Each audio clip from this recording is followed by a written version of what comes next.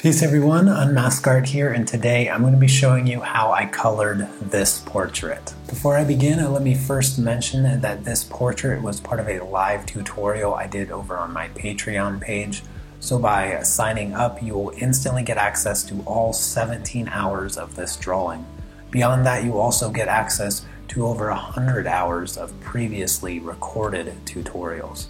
But real quick, let me go over my supplies. So throughout this video, I'm going to be using a variety of Prismacolor, Luminance, and Polychromos pencils, and I'm going to be working on Stonehenge vellum paper.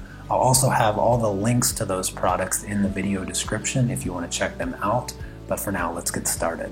First things first, on the left side of the screen you will see my color palette along with the corresponding numbers to the pencils I'm using.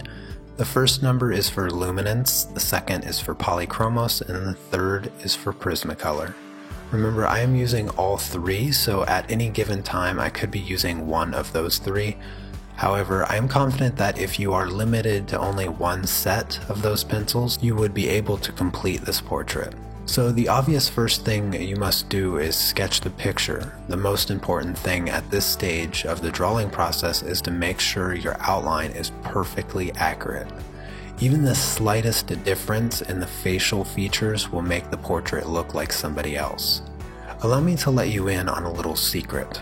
Nobody cares how you get the outline, the important thing is that it's accurate. So whether you trace it from a light box or a projector or straight off your computer monitor, only one thing remains: it must be accurate. Just use whatever method works best for you. Personally, I always like to do the background first. For this portrait, it is going to be a soft, blurry background.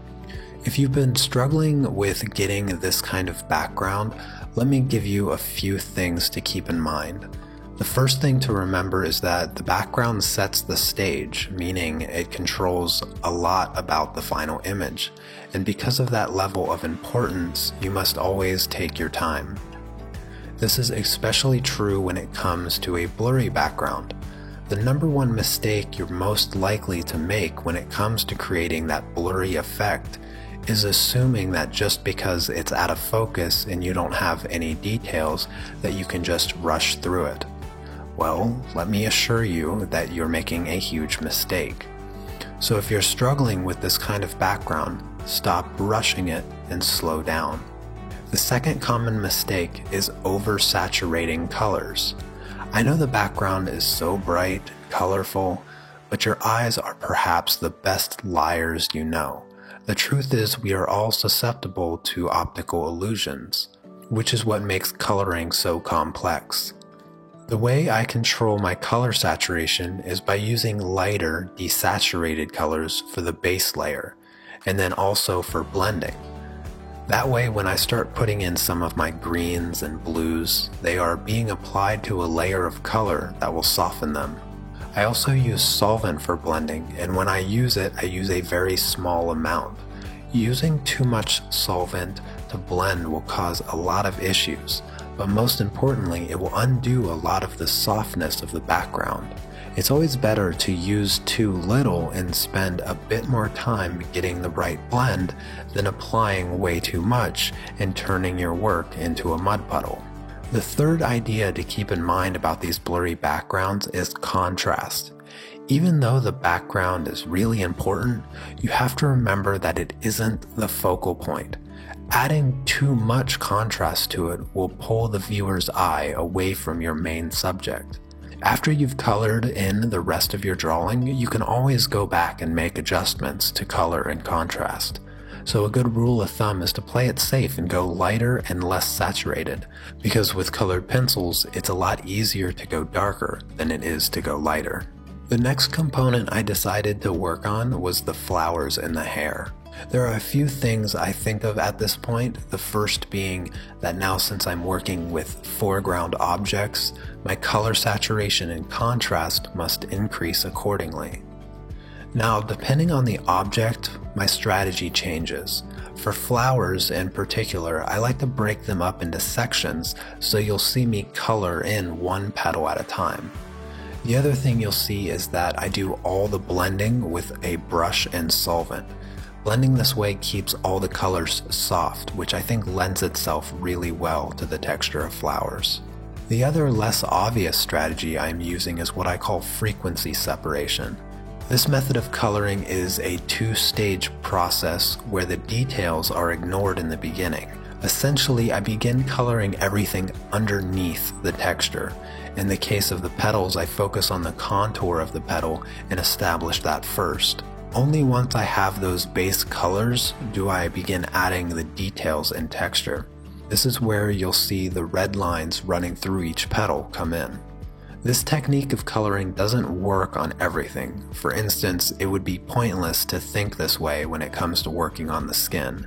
But for a lot of other objects, finding a way to separate the colors and texture into two separate layers can simplify what would otherwise be a very complex drawing.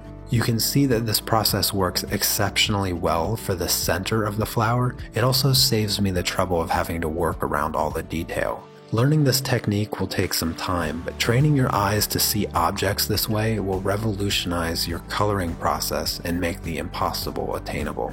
Now we are moving on to the eyes. Quick tip: when I draw my initial outline, I always draw my eyes slightly larger than they are, because for some reason they always tend to shrink when I color them. But let's move on. You know that white part of the eye? It's called the sclera.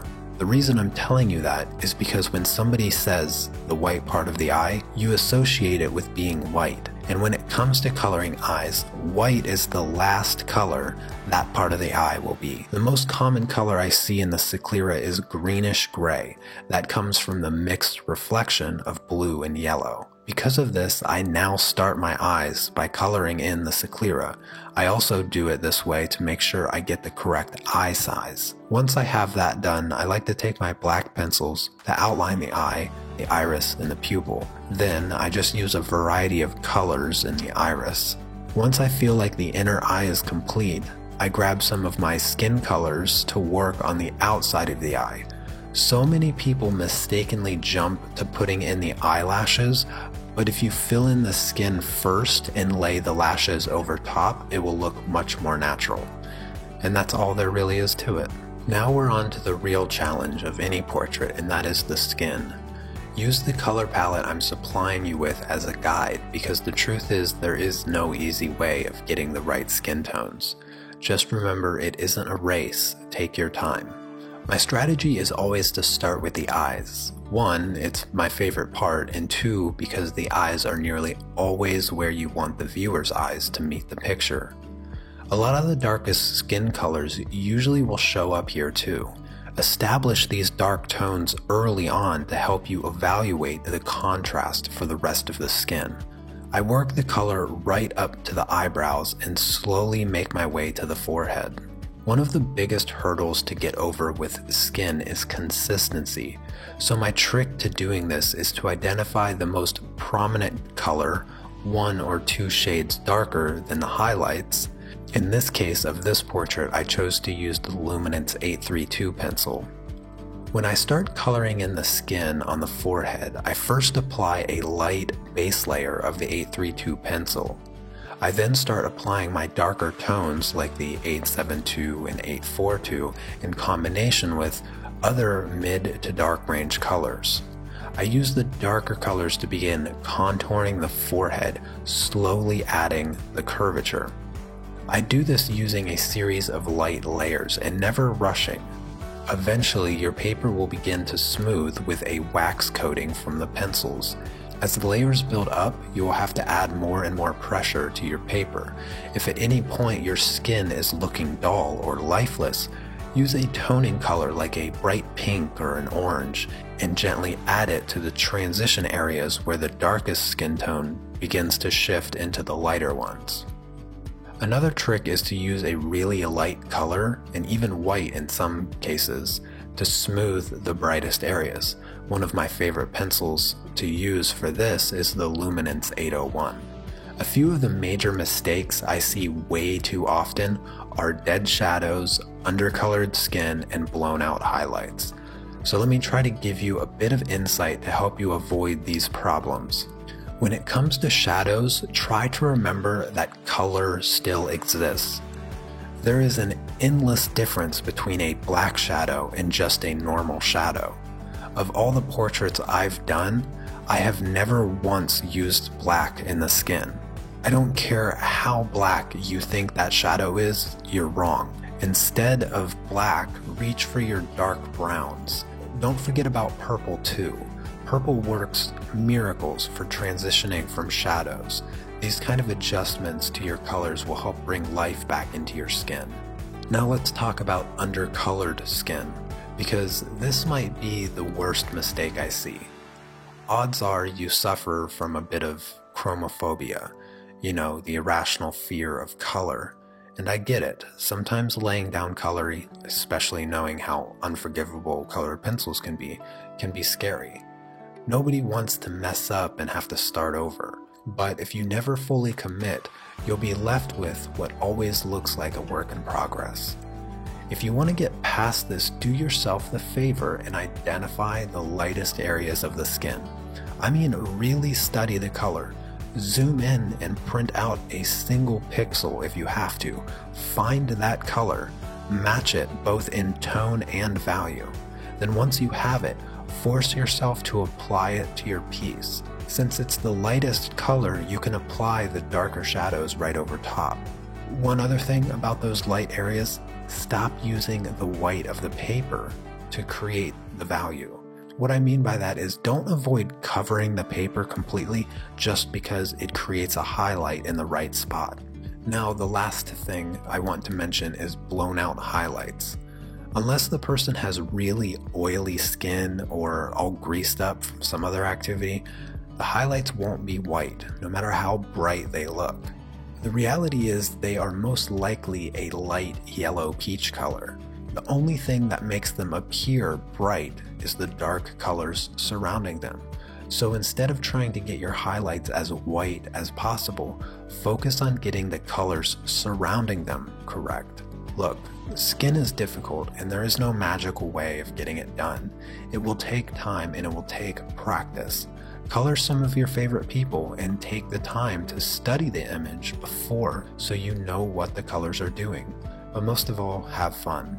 Alright, I hope you've enjoyed the tutorial so far. I just want to remind you that you can watch me draw this in real time over on my Patreon page, and in that version you'll get to see every single pencil I use and I explain everything in detail.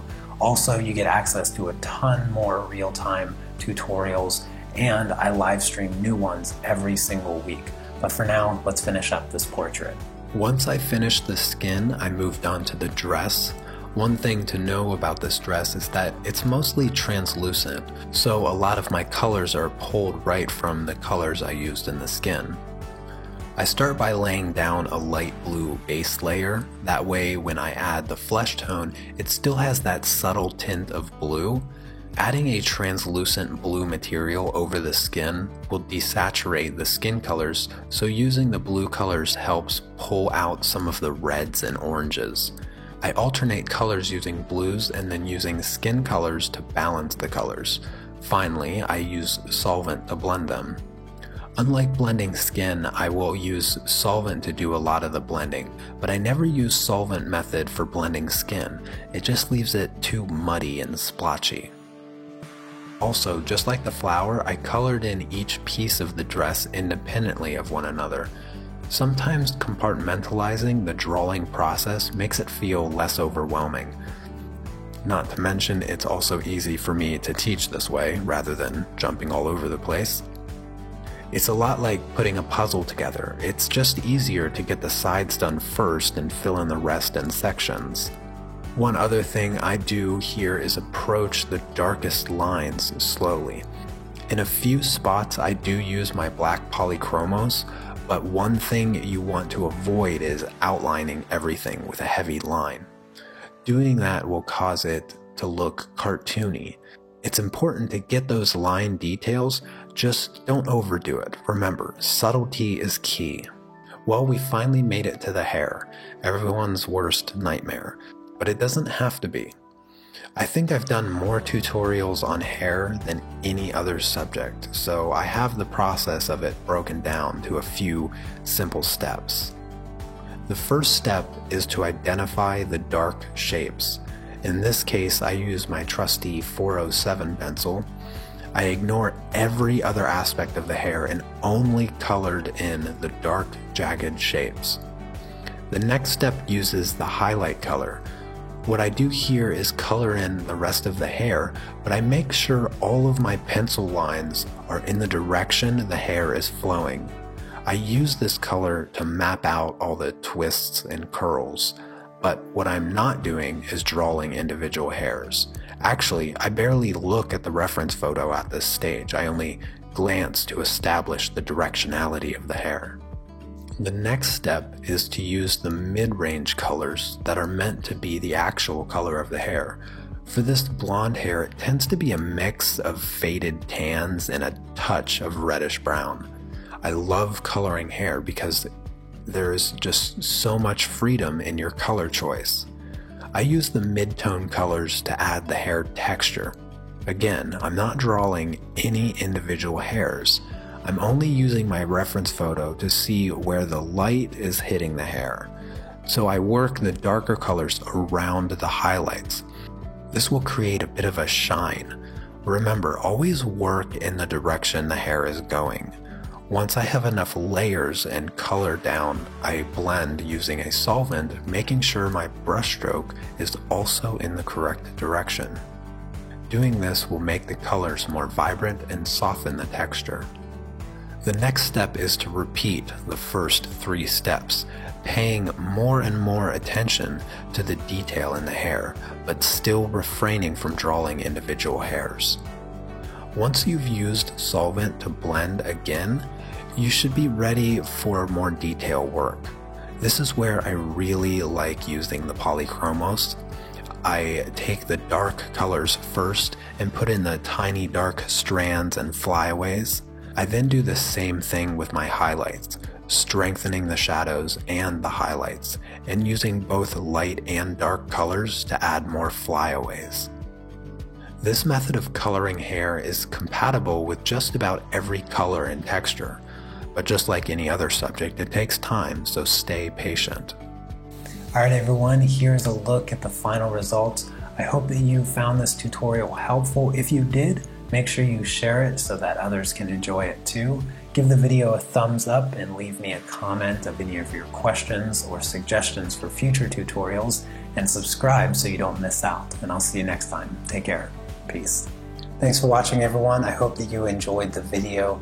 If you're interested in learning more about colored pencils or pastels, come join me and many others over on my Patreon page, where I do live demonstrations and tutorials every week.